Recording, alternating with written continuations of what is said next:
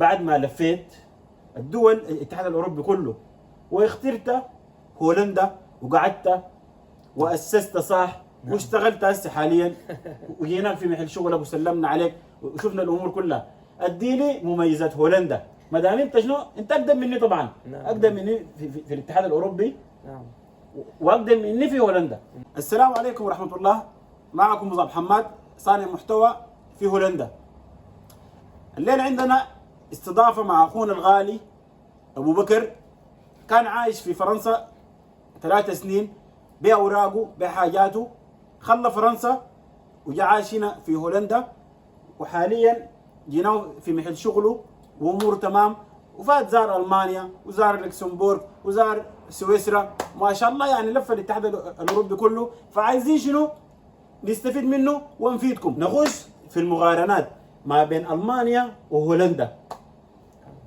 قدمت في المانيا انت ولا بدمج كنت زيارات وكده بس؟ زيارات، وحاولت ننقل كل الاجراءات اقامه وكل شيء عشان نستقر هناك، لكن برضه شفت للاسف هولندا افضل من هناك، عشان كده جيت استقريت. ايوه، يعني انت بعد ما مشيت حاولت نعم تنقل هناك نعم وتشتغل وتستغل فيها، نعم لكن دربتها مع نفسك وحسبتها لقيت شنو؟ نعم. هولندا افضل نعم. من المانيا. نعم، ما طولت كثير هناك وجيت هنا. ما طولت. كلها قعدت 100 يوم، يعني 3 شهور و10 يوم كده. 3 شهر و10 يوم، 100 يوم بالضبط. نعم.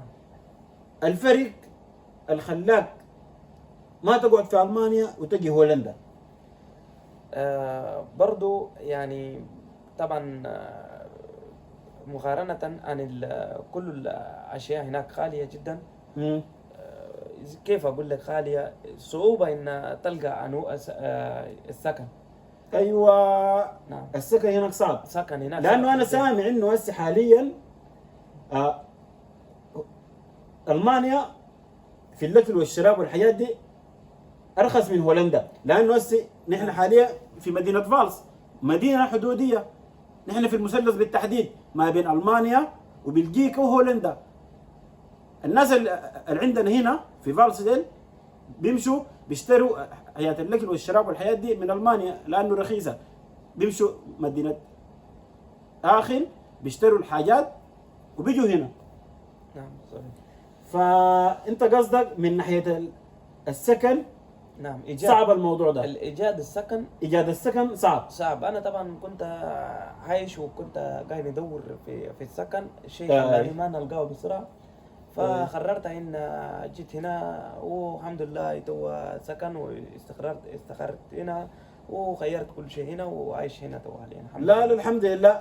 واتكلم عن الماني ده أنا شويه يا جماعه. انا قبل ما ادخل الاتحاد الاوروبي كله انا جاي تفكيري كله وين؟ انا ماشي المانيا.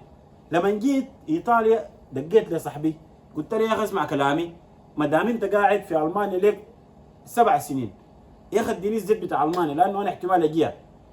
قال لي والله شوف انا ما بقول لك ما تجي وما بقول لك تعال، لكن مشكله المانيا الورق، لانه الحكومه المسكت السي دي متشددين شويه في موضوع الاوراق والناس زي اللي اكتفوا عديل يعني بقت هنا ما هنا عرفتوا. فشنو؟ قال لي اذا مشيت دولة ثانية او عندك خيار دولة ثانية احسن لك من المانيا. قال لي كده. وقبل كده انا متابع كنت ناس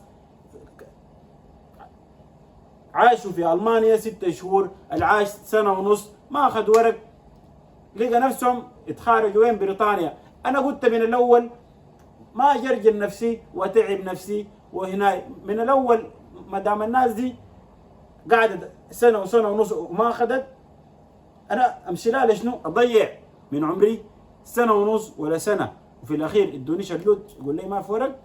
فعشان كده شنو؟ ما مشيت المانيا. المهم يا حبيبنا، حاليا انت بعد ما لفيت الدول الاتحاد الاوروبي كله واخترت هولندا وقعدت واسست صح واشتغلت هسه حاليا وجيناك في محل شغلك وسلمنا عليك وشفنا الامور كلها. اديني مميزات هولندا ما دام انت شنو؟ انت اقدم مني طبعا. نعم. اقدم مني في الاتحاد الاوروبي. نعم. واقدم مني في هولندا. نعم نعم. مميزات هولندا. هولندا طبعا عندها ميزه كويسه جدا. ساعة كل الجاليه السودانيه، يعني نتكلم عن السودانيين مثلا. الجاليه السودانيه صعب شويه، كل مشغول وكده، وكل واحد جاري على حاجه، صعب يلتقوا، لكن عندهم مره اجتماع بتاع الحفلات وكده، عندهم اندماج كويسه جدا. بس الناس كلها شنو جاريه وشغاله، لكن اذا في موضوع في حفله في حاجه الناس شنو يلتقوا صح. وبعدين فدي حاجه حلوه شديد، حاجه حلوه. وحتى لو اجتمعوا مثلا في فرنسا، انا لما نقعد مع مجتمع يحكوا، وحتى في المانيا وفي سويس في لوكسمبورغ زي ما بدري كلمتك يحكوا عن السلبيات. وحتى في سويسرا يحكوا في سلبيات، اما في هولندا لا، عكس، يعني يحكوا في ايجابيات وكده، يخلي شنو يرفع معنوياتك. اقسم بالله يا جماعه، بعيدا عن اي شيء، شهاده حق في حق الجاليه السودانيه في هولندا هنا. الناس ديل يعني سبحان الله من جميع الحتات، عرفتوا، يتواصلوا معينا ناس سوتريخ، يتواصلوا معي ناس لامبرغ، يعني ما شاء الله متواصل مع الناس كلها.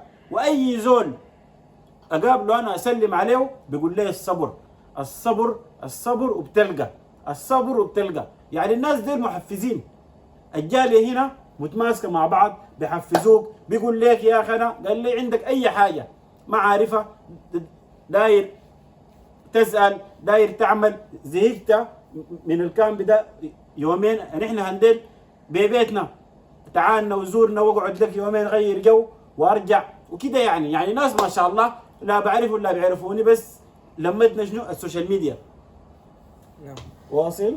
ودي شيء كويسه جدا. حتى لما انت مثلا، لما نمشي حتى في لوكسمبورغ ولا دول ديل كلها دول عظمى، ولكن لما نمشي ونلقى مثلا شباب سودانيين او تشاديين يحكوا لي عن السلبيات، ده شيء يخليني انا في البدايه نخاف نخلي الدوله دي. صح طبعا هولندا هنا حتى في البدايه انت كانك عايش في النهايه، لان الناس يطمنوك، يقول لك بيطمنوك، هاي اصبر وبتلقى والامور بتمشي وان شاء الله خير. ودي واحده. وثاني حاجه اللي هولندا عندها ايجابيه مهمه جدا، اي دوله ثانيه ما فيها، في دوله ثانيه تقعد هنا يا اخوان 6 شهور، يعطوك حاجه اسمها بي اس نمبر، تشتغل بالابيض قانونيا.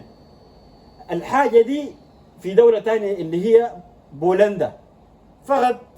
الشيء عارفه انا بولندا وهولندا، اذا تميت ال6 شهور بالضبط بتاخذ كرت العمل وتمشي تفتش شغل لحد تاني ما شنو يجيك النصيب بتاع الاقامه. فدي حاجه مفيده. انا 2022 طبعا في فرنسا خدمتها، كان لسه ما عملت كل شيء، يعني نخدم بالاسود. يعني بالاسود، لو انت ما عندك حق في فرنسا ما تقدر تخدم بالابيض. صح. نخدم بالاسود، ولكن للاسف خدمه بتاع اسود يا اخوان فيها مخيف. اصحاب الامل في اي لحظه بتصل لك بقول لك اسمعني اليوم جايين كنترول الاسبوع دي كلها ما تجي. دي حاجه اللي ما مشكله في الاسود. مشكله ذات يقبضوك وتبهدل نفسك وغرامات، عرفتوا؟ والدوله ساعدتك ليه تشتغل بالاسود؟ اشتغل بالابيض عادي دغري وقانوني يا مان. نعم. وسدد زي ما شنو عاونتك انت شنو بتعاونهم كمان. اما فرنسا بالنسبه للدول ثاني كلها صفه عامه، لوكسمبورغ والالمانيا وسويسرا والفرنسا، مكانات اللي انا نذكر لكم ده انا مشيت وعشت فيها، دي صعب ان تجد شغل في خلال 6 شهور، حتى في خلال 3 سنة لو تشتغل كويسه. 3 سنة لو تشتغل كويسه، لو تشتغل كويسه في الدول دي كلها. لا حول ولا قوه الا بالله. لا حول ولا. هولندا بس والله العظيم انا الحمد لله، والله رضا والدين، والله رضا والدين. شفتوا امي دي بتدعي لي كان ليل ونهار، الحمد لله اني جيت شنو هولندا دي انا. يعني طبعا في ناس في كلمه دي ممكن فهموها غلط. 3 سنة لو تشتغل كويسه دي معناتها، خلينا اعدلها الكلمه دي، 3 سنة لو تشتغل بالابيض، يعني حتى مثلا ما عندك بالابيض بالابيض اي براسك مرفوع فوق، دي كويسه في الدول الثانيه. اما هولندا 6 شهور تشتغل بالابيض 6 شهور بعرفك يعني. امورك طيبه بيظبط امورك وكده. والله يا اخي يا ابو بكر ما قصرت وكفيت ووفيت، وديتنا المواضيع كلها. ندخل في المقارنه الاخيره اللي هي ما بين هولندا وبريطانيا. نعم صح؟ طبعا بريطانيا دي يا اخوان انا ما مشيت فيها، ولكن عارف عنه كثير، نقدر نعطيك مقارنه رغم انه ما مشيت. وانا برضو عندي فيها شويه، لانه انا سالت منها عندها اصحابي هناك لهم 2 و3 سنين. عندكم في بريطانيا الحاجة الحلوة انه انجليزي نعم. صح؟ لكن بيقولوا جنسية ما في. واندماج جاليه سودانيه هناك كبيره جدا، يعني الجالية كأنك عايش في السودانية خرطوم. الاندماج لا ما شاء الله. عندك مدينة برمنغهام. نعم. برمنغهام دي الخرطوم بس. والله العظيم دي الحاجة السمحة. فعلا. نعم. الحاجة الثانية بيقولوا انه اذا انت اخذت الإقامة نعم. بيطردوك في الشارع. نعم فعلا. بتقعد- بس بتقعد بتقعد فترة انت نايم في الشارع في خيمة عندك فتره وجيزه بس يعني زي شهرين نعم. 3 لحد ما الطالب بيحقق نعم ويدوك بيت صح؟ فعلا. وفي بعض الناس انا نقدم رساله كنصيحه اللي عايشين في بريطانيا، نصيحه قويه. يشوفوا مدن الكبار زي مانشستر، يطلعوا من بيوتهم الحكومه اعطتهم، يقولوا لا نينا نمشي نعيشوا في مدن الكبار، بمشوا هناك يتعبوا في عدم ايجاد السكن، فمجبورين يعيشوا في والله يتبادلوا. فيا اخواننا ربنا كتب لك مكان خليك فيها، قريه والله صغيره العظيم. 4 بيوت، اصبر بس نينا كلنا الزول في ده قال البداية لكم يعني الزول اللي اداه بيت في قرية صغيرة، لأنه هسه في ظاهرة الناس إذا ادوهم بيوت في غرة بيخلوا البيت بيمرقوا منه بيمشوا وين؟ المدن الكبيرة وبنوموا في الشارع في خيم. فقال لكم اصبروا بتلقوا حق بتنالوا يعني بتستفيدوا. فبدل المربطة ونومة الشارع والبهدلة والحاجات دي. نعم. عندك يعني أنا واحد من الناس السبب الوحيد الخلاني إنه أنا ما مش بريطانيا الجنسية، والله ما كذب عليك يا أخي. معقولة أنا أجي البلد دي وأقعد فيها وما أخذ جنسية؟ الفايدة شنو؟ ما في فايدة والله. نعم. عرفتوا؟ لا طبعا هولندا في هولندا هنا اختلاف 5 سنين 5 سنين، لا اقل من 5 سنين، يعني هو بيقولوا أقل من 5 سنين أيوه. نعم 4 سنين ان شاء الله. يعني في حاجه اسمه في ان تي تي، هذه الحاجه اللي تقدم عليه يشوف بياناتك كلها يقدر يقدم لك جنسيه من انت 4 سنين. أيوه إذا تميت ال4 سنين نعم. وكملت الشروط كلها نعم تقدر تقدم في 4 سنين بتقدم لك جنسية. نعم. يا أخي في أحلى من كده؟ تكون مواطن أمورك تمام. نعم. بدل هناك ما في عديل. نعم. لو بقيت مواطن ده خلاص واخذت الجنسية واخذت الجواز بتطير أي مكان. لكن في بريطانيا أقعد بال7 سنين وال10 سنين بإقامة بس، وممنوع تمشي حتات معينة. مثلا أنت جيت من بلدك ممنوع تاني شنو؟ تمشي له بإقامة، لكن بجنسية بتمشي عادي. نعم. على حسب أي زول ومشاكله والكيس اللي قدمه، وربنا يوفق الجميع. نعم. ويسهل امورنا. وشكرا لك تاني يا ابو بكر. نعم. انا كمان اتمنى كل واحد اللي داير ينجح، حتى اخواننا اللي ما ننساهم، اخواننا في المغرب وفي ليبيا وفي دابا عاوزين يجوا، وفي مصر الموجودين اللي قدموا مثلا لجوء بيشيلون في هناك في يونيسي بتاع النيجر، ودايرين UN بتاع النيجر ودايرين يجوا كله. ربنا يوفقهم. وتحياتي لكم يا اخوان، اللي دائما انسان المجرب خذوا منه النصيحه المفيده. فعلا الناس كلها بتاخذ من الزول المجرب الحاجه بس بيقول لك ازال المجرب وما تزال الطبيب. نعم. بس نعم. كتر الله خيرك ويديك العافيه وتسلم كثير. عفوا ان شاء الله. وبيس. ابو بكر يا في امان الله.